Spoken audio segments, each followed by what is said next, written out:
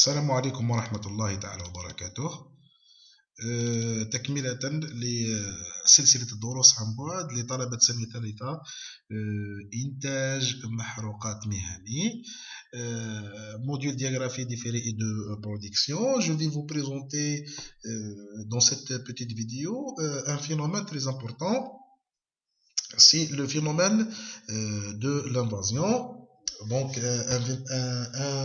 un phénomène qui se produit au niveau du formation poreuse et perméable lors de l'exécution du forage en raison de l'utilisation d'une boue.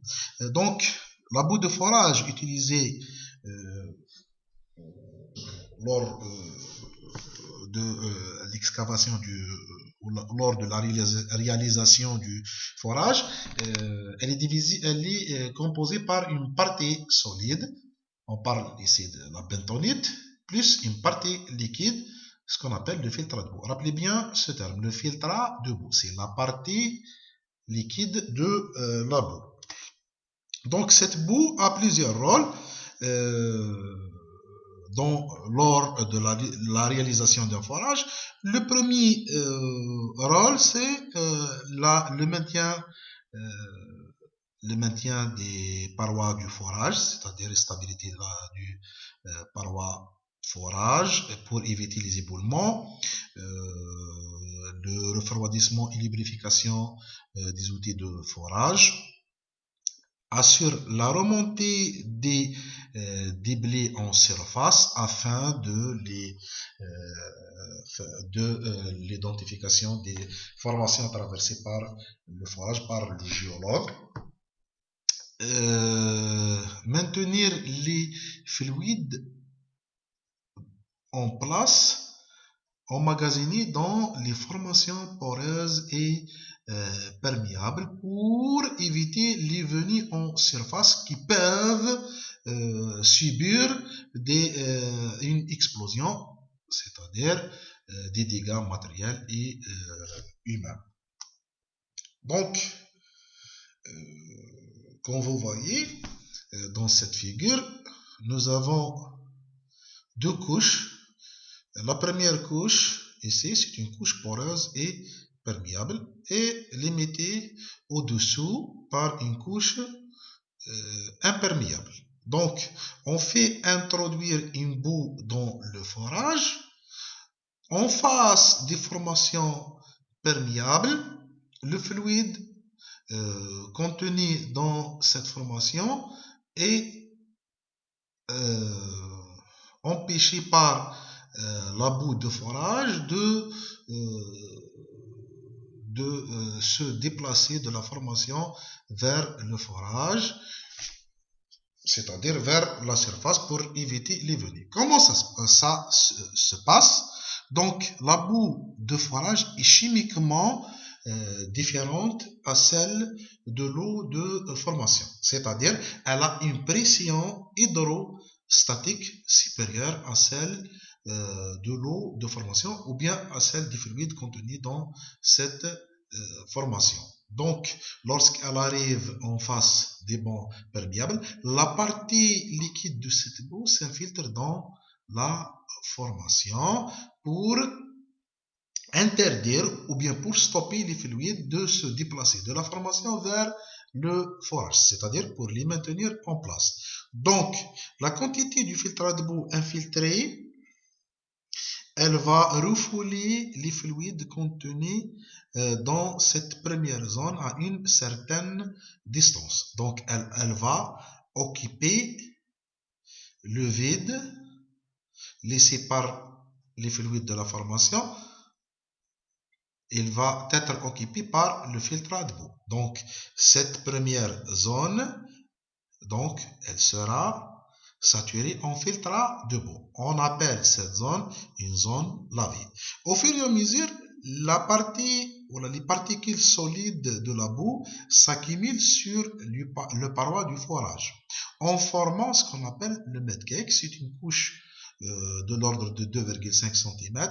C'est une couche imperméable qui va stopper toutes sortes de circulation du forage vers la formation. C'est-à-dire la quantité du filtrat de boue infiltrée dans la formation, elle va être diminuée partiellement lors de la formation du pellicule imperméable fine qui est le med cake. Donc, le filtrage de boue,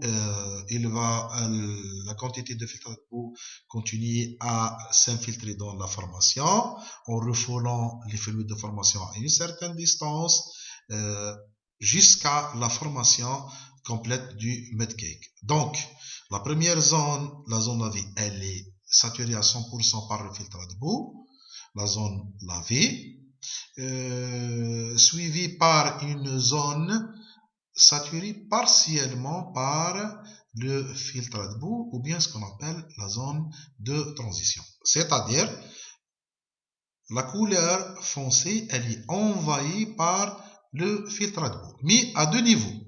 Le premier niveau, c'est-à-dire on part de la zone lavée qui est saturée en filtre de boue. Le deuxième niveau, c'est la zone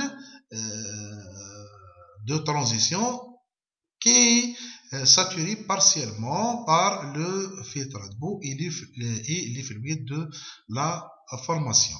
Donc, la zone vierge, elle reste loin de toutes sortes de contaminations par le filtre de boue à cause de la formation du couche aux pellicules fin imperméable qui est le med cake. Donc, la distance radiale du paroi à partir du paroi de forage jusqu'à la limite de la zone envahie, on appelle profondeur d'invasion. On appelle profondeur d'invasion la distance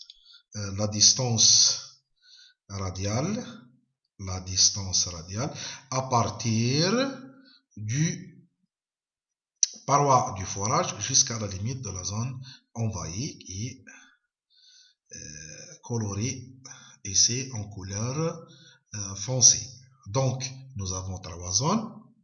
Zone lavée, zone de transition, c'est-à-dire la zone envahie, et la zone vierge. Donc, ici, la résistivité de la roche dans la zone lavée, on l'appelle RXO.